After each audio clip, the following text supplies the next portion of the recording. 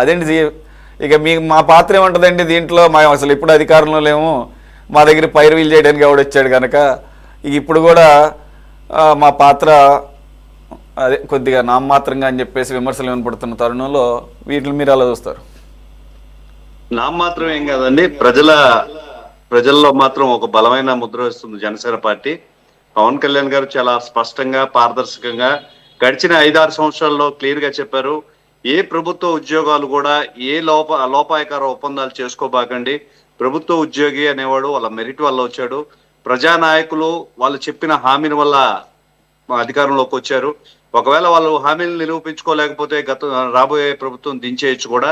మీరు శాశ్వతంగా ప్రజల సేవ కోసం వచ్చారు అని చెప్పి జనసేన పార్టీ తరఫున ముఖ్యంగా స్పష్టంగా నేను తెలుపుతున్నానండి. ప్రభుత్వ ఉద్యోగులందరూ కూడా వాళ్ళు ఇంటికి వెళ్లే జీతాలు ఏవైతే ఉన్నాయో అవి ప్రజలు కట్టే పన్నులు మరియు రాబడుల నుంచి, అంటే ప్రజాధనం నుంచి వాళ్ళకి జీతాలు వస్తున్నాయి, వాళ్ళ కుటుంబాలు గడుస్తున్నాయి.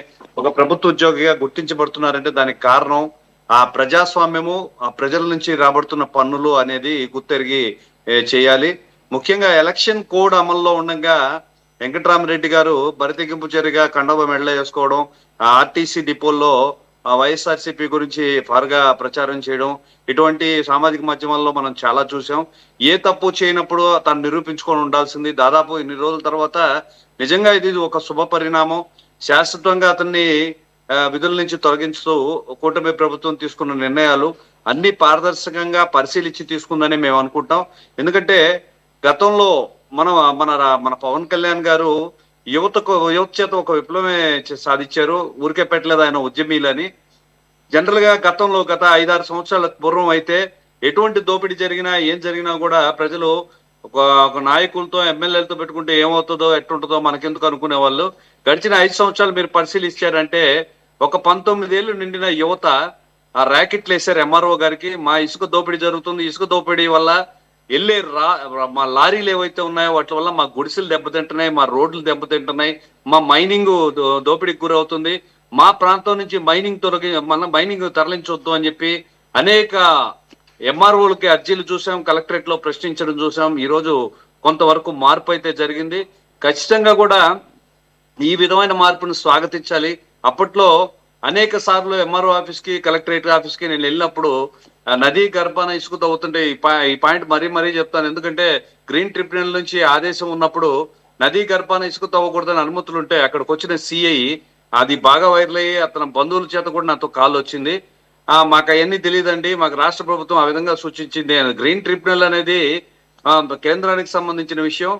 పర్యావరణ పరిరక్షణ గురించి ఆలోచించి నదీ గర్భాన తవ్వకూడదు అని అంటే ఆయనకి బేఖాతరు జీవో, అంటే జగన్ ఆర్డర్ నుంచి జేవోని పరిపాలించారు. ఖచ్చితంగా గడిచిన 5 సంవత్సరాల ప్రభుత్వ ఉద్యోగులందరూ కూడా వాళ్ళ నియమాలు సడలించి ఒక పార్టీకి పరగా చేశారనేది నిదర్శనం. దానిలో భాగంగా ఈ రోజు సస్పెన్షన్ అయితే జరగండి. పారదర్శకంగా జరిగిన విచారణలో తేలింది కాబట్టి అతను సస్పెండ్ చేశారు. ఇది ఒక మైలురాయిగా భావించాలి. ప్రభుత్వ ఉద్యోగులందరూ కూడా ఏ ఒక్క పార్టీకో, ఏ ఒక్క పార్టీ నాయకుడికో పరగా వర్తించకూడదు. ఎందుకంటే ప్రజాస్వామ్యంలో ప్రజలు డబ్బులు సంపాదించిన రాబడి ప్రభుత్వానికి కట్టారు, రాబడిలోంచి పన్నులు కట్టారు, ఆ పన్నుల నుంచి మనం జీతం ఇస్తున్నాం, మన జీవన విధానం వాళ్ళ మీద ఆధారపడుతుంది అనేది నైతిక అంశాన్ని వాళ్ళు తీసుకోవాలి. ఆ నీతిని పాటించినట్లయితే ఏ ప్రభుత్వానికి మీరు తలంచాల్సిన అవసరం లేదు. పారదర్శకంగా పరిపాలన సాగాలనేది పవన్ కళ్యాణ్ గారి ఆశయం. ఇప్పటికైనా ప్రభుత్వ ఉద్యోగుల్లో ఇటువంటివి చేయకూడదనే భయం కలగాలి. నిజంగా ప్రభుత్వాన్ని ప్రశ్నించే ప్రజాస్వామ్య దేశంలో ప్రభుత్వ అధికారులే తప్పు చేస్తే మనం ఎవరిని అడగాలండి? అనేక సందర్భాల్లో ప్రభుత్వ ఉద్యోగులు ఈ సందర్భం చేసినట్టుంది. ఎలక్షన్ లో సచివాలయం ఎంప్లాయీస్ అందరూ కూడా ఒక చోటకు చేర్చి జనసేన పార్టీ స్థానిక నాయకుడు వాళ్ళ కౌన్సిలింగ్ ఇచ్చి డాటా అంతా మీ దగ్గర ఉంది కదా, మీరందరూ వెళ్ళి మనకి ఇట్లా ఓట్లు వేస్తామని చెప్పండి, ఇంత డబ్బులు ఇస్తామని చెప్పండి అని మా స్థానికంగా నెల్లూరులో ఉన్న పిఎంఆర్ స్కూల్లో ఒక క్యాన్వసింగ్ లాంటిది జరుగుతుంటే వీళ్ళందరినీ నేను పోలీసుల చేత ఆ రోజు క్యాంపెయిన్ చేయడం జరిగింది. ఎలక్షన్ కమిషన్ సస్పెండ్ చేయాల్సిందిగా సూచించిందంటే నిరాధారంగా అయితే సూచించదు. ప్రజాస్వామ్యం మీద గౌరవం ఉన్న వాళ్ళైతే ఇది తప్పుడు చర్య అని మాత్రం వ్యవహరించాలనేది నా అభిప్రాయం అండి. ఇప్పటికైనా ప్రభుత్వ ఉద్యోగులకు ఇట్లాంటి తప్పు చేయాలంటే భయపడాలి అనే ఫుల్ స్టాప్ ఈ రోజు కూటమి ప్రభుత్వం చేసింది అనుకుంటాను. చిన్న పొరపాట్లు అయితే సరే ఇది బాగా బరి తెగించి ఆయన ముందుకెళ్లి చేసిన పరిస్థితి అయితే మనం సామాజిక మాధ్యమాల్లో చూడొచ్చు. ప్రభుత్వం వేరు, ప్రభుత్వ ఉద్యోగులు వేరు. ప్రభుత్వంలో ఉన్న పార్టీలు ఎవరైనా కానీ, పార్టీ నాయకులు ఎవరైతే కానీ ఎంత ఆదరణతో పైకెక్కిస్తారో, వాళ్ళు పని చేయకపోతే అంతే నిరాదరణకు గురి చేస్తారనేది గడిచిన వైఎస్ఆర్సీపీ ప్రభుత్వం మనం ఉదాహరణగా నిలుస్తుంది. ఎంత మెజారిటీ ఇచ్చారు, అనుకున్న హామీలు నిలబెట్టలేదు, మరేదో విషయం వల్ల అయితే తీసి పక్కన పెట్టారు. ఏదో 11 స్థానాలకు పరిమితం అయిపోయారు. ప్రభుత్వ ఉద్యోగులు పరిపాలనా వ్యవస్థ మారినప్పుడల్లా, అంటే గవర్నమెంట్ పార్టీ మారినప్పుడల్లా మీరు వాళ్ళకి ఫర్గా మారడం, లేకపోతే వాళ్ళకి ఊడిగం చేయడం, ఇటువంటి చర్యల వల్ల మీ జీతం తర్వాత సంగతి, మీ నేచర్ కోల్పోతారు. ఖచ్చితంగా ప్రభుత్వ ఉద్యోగం అంటే కొంత నిజాయితీగా వ్యవహరించాలి. మీరు నిజాయితీగా వ్యవహరించినప్పుడే ప్రజాస్వామ్యం బాగుపడదనే నమ్మకం అనేక సార్లు మాకు పవన్ కళ్యాణ్ గారు తెలిపిన విధానం అయితే ఉంది. ఒక్క చోట కాదు, అనేక సందర్భాల్లో మేము చూసాం. పోలీస్ వ్యవస్థలో కానీ, మైనింగ్ వ్యవస్థలో కానీ, అంటే జరుగుతున్న అన్యాయాన్ని ఇప్పుడు స్థానికంగా ఉన్న నాయకులు వేల కోట్ల రూపాయలు దోచుకు తింటుంటే నివ్వెరపోయి చూస్తూ ఉన్నారు. అది కూడా తప్పే. తప్పు జరుగుతుంటే దాన్ని ఎత్తి చూపకుండా ఉండడం కూడా తప్పే. చిన్న పిల్లలు 19-18 ఏళ్ల వయసున్న పిల్లలు ఎంఆర్ఓలకి, పోలీస్ స్టేషన్ కి, అదేవిధంగా కలెక్టర్ గారికి, కమిషనర్ గారికి ఎన్ని అర్జీలు ఇచ్చినా కూడా నిరుపయోగం అయిపోయింది. కోట్ల రూపాయల ఇసుక దోపిడీకి గురైంది. మైనింగ్ వ్యవస్థ అయితే ఇంకా హద్దే లేకుండా పోయింది. పలానా చోట దురాక్రమణకు గురైంది, ఇది ప్రభుత్వ స్థలము అనే అనేక సార్లు మేము అర్జీలు ఇచ్చిన పరిస్థితి ఉంది. కోవూరు నియోజకవర్గంలో కూడా గవర్నమెంట్ కి పాఠశాలకు సంబంధించిన ఒక స్థలాన్ని ఆక్యుపై చేసి బిల్డింగ్ కట్టారన్నా కూడా చర్యలు ఉండవు. అసలు అతని నుంచి మనకి రెస్పాన్సే ఉండదు. ఒక మిన్నకుండా గమ్ముగా ఒక స్తబ్దుగా ఉండిపోతారు. మరీ తక్కువ స్థాయి అయితే వాళ్ళ మీద రౌడిజం చేయడం, లేకపోతే పోలీసుల చేత అక్రమంగా కేసులు చేయడం అనేది బాగా జరిగింది. ఇందాక సార్ మాట్లాడుతూ వ్యక్తిగత దూషణ అన్నారు. వైఎస్ఆర్సీపీ నాయకులు చేసినంత వ్యక్తిగత దూషణ మరెన్నడూ చూడలేదనేది చరిత్ర చెబుతుంది. ప్రజల గుండెలో కూడా ఉండిపోయింది. వ్యక్తిగత దూషణలో నంబర్ 1 పార్టీ ఏదైనా ఉందంటే వైఎస్ఆర్సీపీ అనే విధంగా ఉంది. ఖచ్చితంగా దీన్ని కూడా మనం మైండ్ చేసుకోవాలి. ఈ రోజు రాజకీయంగా ఒక ఫుల్ స్టాప్ అనే చెప్పాలి. ఎవరైనా కూడా పార్టీలకి అనుకూలంగా అది ఎన్నికల కోడ్ అమలుగా ఉండగా ప్రజల్ని ప్రభావితం చేసే విధంగా మీరు ప్రభుత్వ ఉద్యోగులు ఎవరైనా మారితే సస్పెన్షన్ గురవుతారనో ఒక గట్టి నిర్ణయాన్ని ఈ రోజు ప్రభుత్వం ముందుంచింది. దీన్ని స్వాగతించాలి. ఏ విధమైన ఆధారాలు లేకుండా ఇటువంటి కిషోర్ గారు చెప్పండి. చాలా కఠినంగా వ్యవహరించాలి. ఇలాంటి వాళ్ళ మీద ఇది ఒక హెచ్చరికలాగా ఉండాలి అని మీరు అంటున్నారు. రమేష్ గారు కూడా అదే అన్నారు. ఇది ఒక హెచ్చరికలాగా పంపి ఉద్యోగస్తులు నోరెత్తకుండా వారికి ఏమన్నా కన్సర్న్స్ ఉన్నా గానీ ప్రభుత్వం మీద నోరెత్తకూడదని చెప్పలేదు. అదొక భాగం. సరే, అదొకటి. నాకు ఇప్పుడు మీరు మాట్లాడుతుంటే గుర్తొచ్చింది. ప్రభుత్వ ఉద్యోగస్తులు అంటే పోలీసులు కూడా అదే వ్యవస్థలోకి వస్తారు. మీ నెల్లూరు ప్రాంతంలో మీరు ఆ ఇన్సిడెంట్ ని దగ్గరుండి టేకప్ చేశారు కాబట్టి 2-3 నెలలు అయినట్టుంది. ఒక పాశవికమైన మర్డర్ జరిగింది. డే లైట్ లో గంజాయికి వ్యతిరేకంగా పోరాడుతున్న ఒక సిపిఎం కార్యకర్తని వారి పిల్లల్ని స్కూల్ నుంచి తీసుకొస్తుంటే పిల్లల ముందే నరికి చంపారు. 7-8 మంది ముసుగులు వేసుకొచ్చి ఒక లేడీ డాన్ ఉందన్నారు. ఆ కేసుని ఎంతవరకు తీసుకొచ్చారు? డబ్బులు ఇచ్చేసి వారి కుటుంబాన్ని ఆదుకుంటామంటే సరిపోదు. డే లైట్లో జరిగిన మర్డర్ అదే ఒక టీడీపీ కార్యకర్తను కనుక చంపితే ఇదే రకమైనటువంటి స్తబ్దుగా ఉండేదా?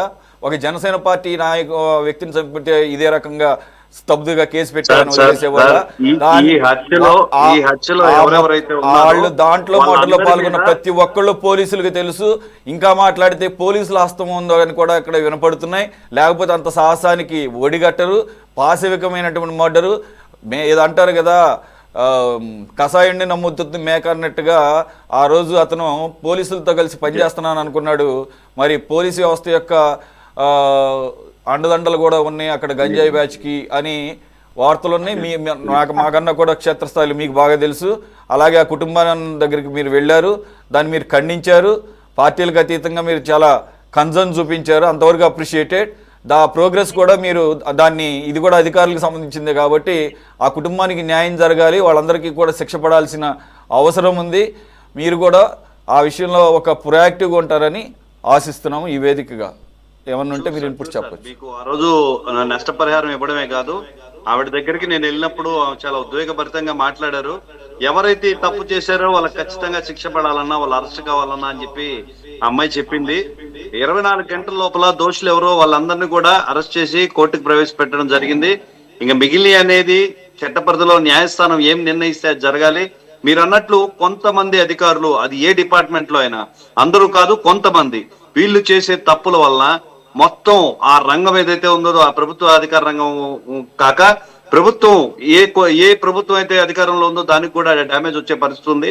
మీరు చక్కగా చెప్పారు, గతంలో ఆ గడిచిన 5 ఏళ్లలో గంజాయి గురించి మనం రిపోర్ట్ చేసి పలానా ప్లేస్ లో స్విగ్గీ ఆర్డర్ ఇచ్చినట్టు ఇస్తున్నారండి అని చెప్పి నంబర్లతో పాటు ఇచ్చాను. ఏ నంబర్ కి మీరు మెసేజ్ చేస్తే మనకి స్విగ్గీ లాగా డెలివరీ అవుతుందని చెప్పినా కూడా అధికారులు పట్టించుకున్న పరిస్థితి లేదు. ఈ ఇంత హేయమైనటువంటి మర్డర్ జరిగింది కూటమి అధికారంలోకి వచ్చిన 15 నెలల తర్వాత. కాబట్టి ఏంటంటే ఇవన్నీ ఒక అంశం అయితే కనుక కేసులు పెట్టామంటే కాదు, శిక్షలు పడేటటువంటి సెక్షన్లు పెట్టారో లేదో చూడాలి. ఎందుకంటే పోలీసుల ఇన్వాల్వ్మెంట్ కూడా ఉందంటున్నారు. కాబట్టి ఈ విషయంలో పారదర్శకంగా వ్యవహరిస్తారని చెప్పేసి అనుకుంటున్నాము. మిగిలిన ఎవరు దీన్ని రైజ్ చేసినా రైజ్ చేయకపోయినా సందర్భానుసారం మేము ఈ వేదికగా మేము దీన్ని ఫాలోఅప్ చేస్తూనే ఉంటాము. మిమ్మల్ని కనీసంగా కదిలించడమైనా చేస్తాము. ఆ రకంగా మీరు అక్కడ లోకల్గా ఉన్నారు కాబట్టి ఆ కుటుంబానికి న్యాయం, అలాగే వారికి శిక్ష పడే కార్యక్రమం చేపడతారని చెప్పేసి ఆశిస్తున్నాము. అలాగే మరో అంశంలోకి వెళదాము. మీకు అలాగే కూటమిలో ఉన్నటువంటి భాగస్వామి పార్టీలు అయినటువంటి తెలుగుదేశం, జనసేనలు రాష్ట్రంలో కొన్ని ప్రాంతాల్లో సై అంటే సై అని తొడగొట్టుకుంటున్నాయి. దానికి సంబంధించినటువంటి టాపిక్లోకి వెళ్లే ముందు let's take a short break in top debate.